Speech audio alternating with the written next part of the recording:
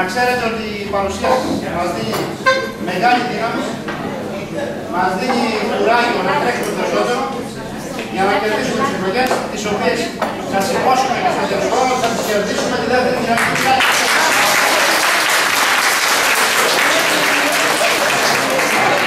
Είναι αλήθεια ότι το 1952 που στις γυναίκες εδόθηκε το δικαίωμα για να ψηφίζουν και πρώτη βουλευτής ήταν η Σκούρα, καλά και η Βέγγερ και η Σκούρα, έτσι, έχουν περάσει πολλά χρόνια.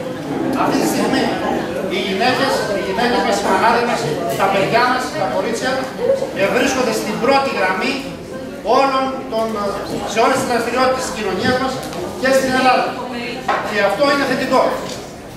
Γι' αυτό και στον εκλογικό αγώνα πάντα ο ρόλος της κοινωνίας είναι καθοριστικός.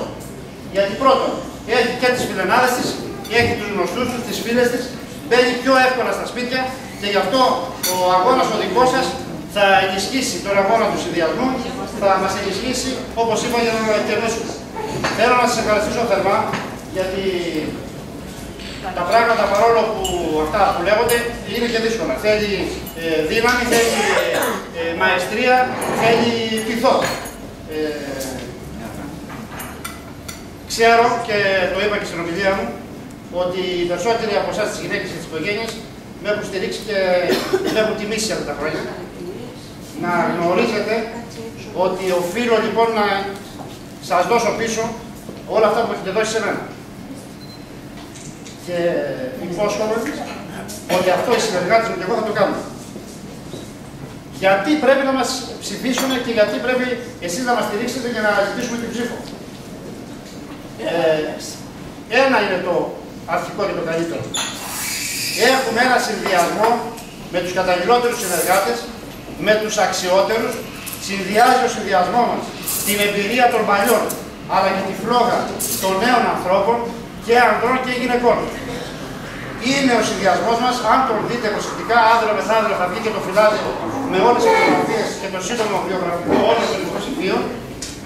Εκεί φαίνεται ξεκάθαρα ότι ο συνδυασμός μας διαθέτει τους αξιότερους ανθρώπους, άνδρες, γυναίκες, ανθρώπους από όλους τους επαγγελματικούς τομείς. Και γιατί αυτό είναι θετικό και σημαντικό. Αυτό θα μας βοηθήσει να κερδίσουμε, γιατί είναι ένα μέτρο σύγκλησης, αλλά κυρίως θα μας βοηθήσει να διοικήσουμε το Δήμο σωστά. Γιατί το ζητούμενο για όλους μας και για μένα προσωπικά, σας εξομολογούμε αυτή τη στιγμή, δεν είναι να γίνω δήμαρχος. Έτσι.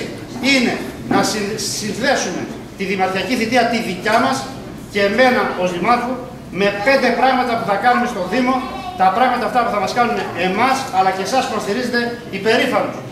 Γι' αυτό λοιπόν δώστε τα όλα τις τελευταίες μέρες που μας μείνανε.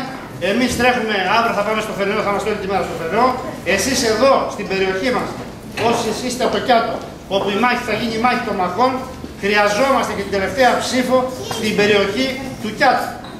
Γιατί και μην ακούτε και κλείσετε τα αυτιά σας στα διάφορα που λέγονται.